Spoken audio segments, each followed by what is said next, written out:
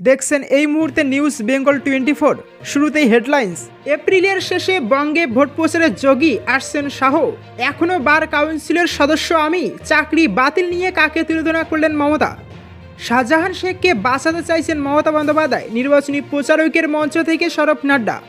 13 তারিখের পর হিসেব হবে বর্ধমানের প্রচারে, ফের হুঁশিয়ারি দিলীপের। বাপ বেটার পাল্টা মা বেটা, শুভেন্দুর মুখে একই কথা। নিয়োগ দুর্নীতির আরও পর্দাফাঁসের বড় হুঁশিয়ারি। শুনছিলেন হেডলাইন্স, এখন বিস্তারিত। তার আগে চ্যানেলে নতুন হয়ে থাকলে অবশ্যই চ্যানেলটিকে সাবস্ক্রাইব করে পাশের বেল বাটনটি অন করে দিন, আর ভিডিওটিতে একটি লাইক দিতে ভুলবেন না। এপ্রিলের শেষে বঙ্গে ভোট প্রচারে যোগী, আসছেন শাহ।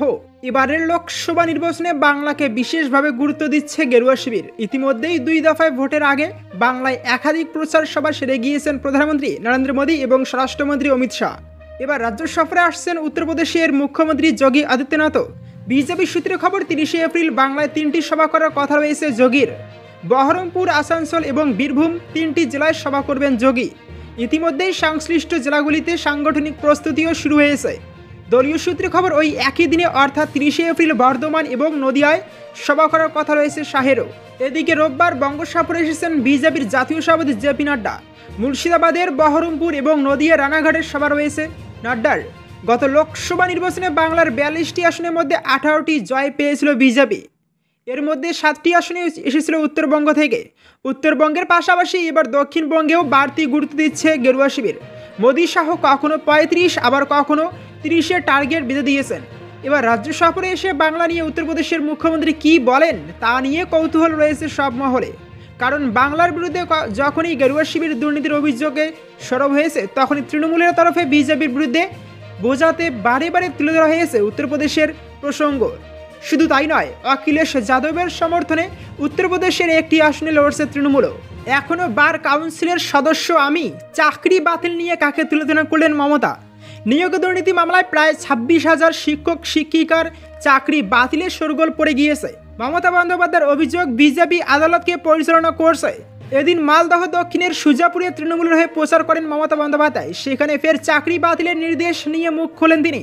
মমতা বলেন, মানুষ খেকো বাঘের কথা সকলে শুনেছেন। বিজেপি হলো চাকরি খেকো বাঘ, যখন দেখছে আর কিছু করার নেই অমনি সব চাকরি খেয়ে নাও। প্রধানমন্ত্রী এসে নাটক করে বলে গেলেন সব তৃণমূলের জন্য হয়েছে, অর্থাৎ আপনি জানতেন আপনার দল আগে থেকে চাকরি খাওয়ার নির্দেশ দিয়ে রেখেছিল। মমতা বন্দ্যোপাধ্যায় আরও বলেন, আমি বিজেপির মতো বাজে কথা বলি না, ভাত দেওয়ার ক্ষমতা নেই কিলমারা গোসাই। আমরা আপনাদের পক্ষে ছিলাম, আছি, থাকবো। কারো বিরুদ্ধে অভিযোগ থাকলে তদন্ত হবে, নিশ্চয়ই সংশোধন হবে, কিন্তু 26,000 ছেলেমেয়ের চাকরি খাওয়া মেনে নেওয়া যায় না। আজ আদালত কেউ নিয়ন্ত্রণ করছে। আদালতের ভূমিকা নিয়ে মমতা বন্দ্যোপাধ্যায় বলেন, সরি, কোর্টের বিরুদ্ধে অভিযোগ নেই, কিন্তু মানুষ সব শেষে যে বিচারের দরজায় যান, আজ সেটাও যদি বিজেপি বন্ধ করে দেয় তাহলে কোথায় যাবেন মানুষ। আমি নিজে আইনজীবী ছিলাম, এখনও বার কাউন্সিলরের সদস্য রয়েছে। আমি আবেদন করছি, ভাবুন আজ যদি আপনার ঘরের ছেলেমেয়েদের চাকরি চলে যেত, পারতেন 7 বছর কাজ করে বেতনের টাকা 12% সুদসহ ফেরত দিতে। আমরা আইনে যাচ্ছি, কিন্তু এটা হচ্ছে দেশের প্রধানমন্ত্রী যিনি লোকের চাকরি খান। 2016 সালের সম্পূর্ণ প্যানেল বাতিল করে সম্প্রতি 25,753 জনের চাকরি বাতিল করেছে কলকাতা হাইকোর্ট। প্যানেলের মেয়াদ উত্তীর্ণ হয়ে যাওয়ার পর যারা চাকরি পেয়েছিলেন 12% সুদ সহ বেতনের টাকা ফেরত দিতে বলা হয়েছে তাদের।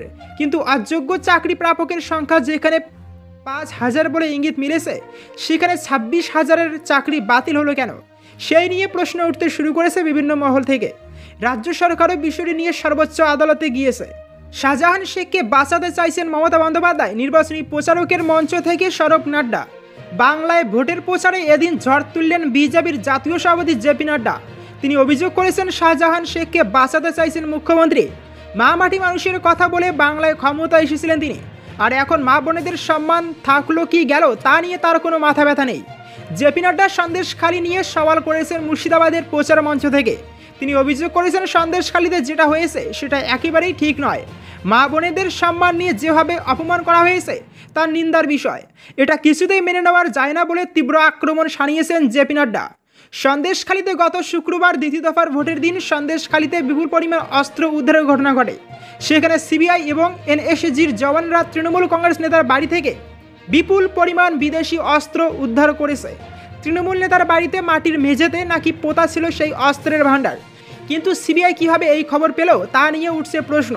আবার তৃণমূল কংগ্রেস নেতার সঙ্গে কোনো আন্তঃরাজ্য অস্ত্র পাচার চক্রের যোগ আছে কিনা তা নিয়ে তদন্ত শুরু হয়েছে। বাংলাদেশ থেকে কোন পথে এই অস্ত্র এলো তা নিয়ে জল্পনা শুরু হয়েছে। তৃণমূল কংগ্রেস নেতার সঙ্গে শাহজাহান শেখের যোগ পাওয়া গিয়েছে। শাহজাহান শেখ এখনও জেলেই রয়েছে, কিন্তু তারপরেও নিরাপদ নয় সন্দেশখালী। কিভাবে এই বিপুল পরিমাণ অস্ত্র এলো সন্দেশখালীতে তা নিয়ে প্রশ্ন উঠতে শুরু করেছে।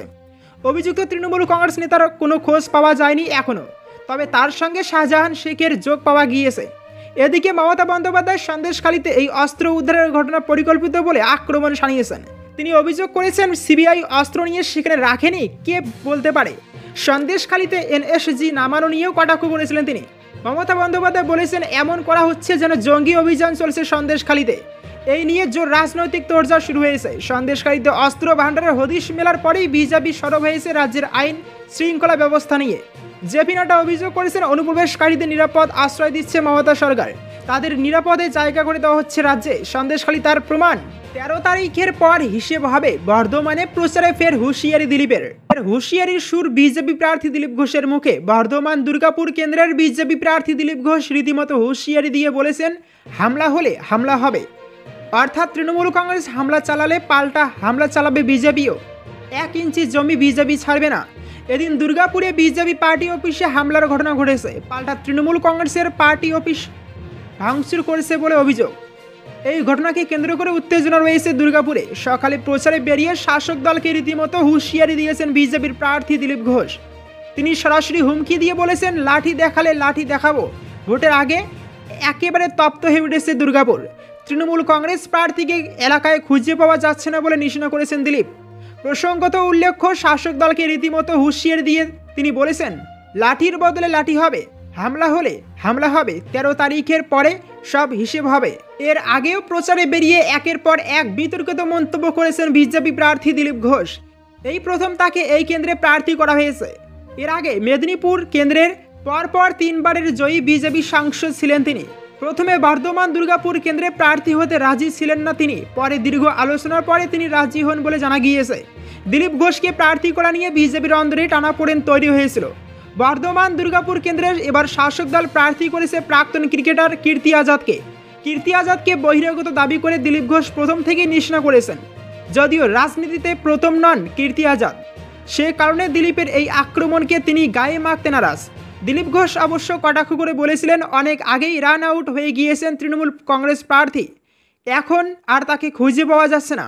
প্রচারের প্রথম দিনেই মুখ্যমন্ত্রীকে নিয়ে বিতর্কিত মন্তব্য করেছিলেন দিলীপ ঘোষ। তারপরে তার বিরুদ্ধে নির্বাচন কমিশনে নালিশও করেছিল তৃণমূল কংগ্রেস। কমিশন এই নিয়ে তাকে সতর্ক করেছিল। পাল্টা কমিশনকে মেশো বলে রসিকতা করতেও শোনা গিয়েছিল দিলীপ ঘোষকে। প্রসঙ্গত উল্লেখ্য, এবার মারের পাল্টা মার হবে বলে হুঁশিয়ারি দিয়েছেন দিলীপ। তিনি বলেছেন লাঠি দেখালে লাঠি দেখানো হবে, চোখ দেখালে চোখ দেখাতে ছাড়বে না বিজেপি। বাপ বেটার পাল্টা মা বেটা, শুভেন্দুর মুখে একই কথা। নিয়োগ দুর্নীতির আরও পর্দাভাসের বড় হুঁশিয়ারি। এসএসসি দুর্নীতির জেরে চাকরি হারা হয়েছেন অনেক যোগ্য শিক্ষক ও শিক্ষাকর্মী। এবার আরও বেশ কয়েকটি দুর্নীতি প্রমাণ হবে বলে বার্তা শুভেন্দু অধিকারীর। স্বাভাবিকভাবেই চর্চার বিষয় হয়ে দাঁড়ালো, তাহলে কি আরও অনেকে চাকরি হারা হবেন? এদিন নন্দকুমারের জনসভা থেকে মমতা ও অভিষেক বন্দ্যোপাধ্যায়কে একযোগে তীব্র কটাক্ষে বিঁধলেন শুভেন্দু অধিকারী। এদিন তিনি বলেন এসএসসি তো পহেলা ঝাঁকি হে, পিএসসি মিউনিসিপ্যালিটি ফায়ার ব্রিগেড বাকি হে। পঞ্চায়েত ভোটে শাসক দলের হয়ে অনেক বিডিও ভোট লুট করেছিলেন বলে বিজেপির অভিযোগ। শুভেন্দু বলেন নাম্বার ট্যাম্পারিং করে অনেক চিটিংবাজ বিডিও হয়েছে। এরপরই শুভেন্দু বলেন ভাবছেন অভিজিৎ গঙ্গোপাধ্যায় ছেড়ে দেবেন? এখানে বিডিও ছিলেন শানু বক্সি নামে একজন। এখনও সন্ধ্যা হয়নি, পিসি ভাইবোকে কি করি দেখতে থাকুন। পিসি অনেকগুলো মিটিং করেছেন পূর্ব ও পশ্চিম মেদিনীপুরে। আমাকে উনি নাকি তৈরি করেছেন। আমাকে কেউ তৈরি করলে তিনি সুশীল খাড়া, কুমুদিনী ডাকুয়া, আমার অভিভাবিকা আবা মাইতি। শুভেন্দু বলেন 1995 সালে কাউন্সিলর হই। তার আগে 1988 সালে কলেজে ইউনিয়নের জিএস কলকাতা থেকে লাফিয়ে নন্দীগ্রামে এসেছিলেন। 3 বছর আগের কথা। 65,000 মুসলিম ভোট ছিল। ভেবেছিলেন তা পেলে শুভেন্দু অধিকারীকে হারিয়ে দেওয়া যাবে। হেরে বাড়ি গিয়েছেন। যতদিন বেঁচে থাকবেন কানের কাছে বাজবে হেরেছি হেরেছি হেরেছি। শুভেন্দুর কথায় সকলের এখন একটাই প্রশ্ন, জেলে কবে যাবেন? মাফলার গিয়েছে, হাওয়াই চটির পালা। মমতাকে ঠগি পিসি বলেও কটাক্ষ করেন শুভেন্দু। তিনি বলেন, আরামের জীবনযাপন করছেন, বাইরে 6টা টালি পিছনে জোড়া জোড়া এসে।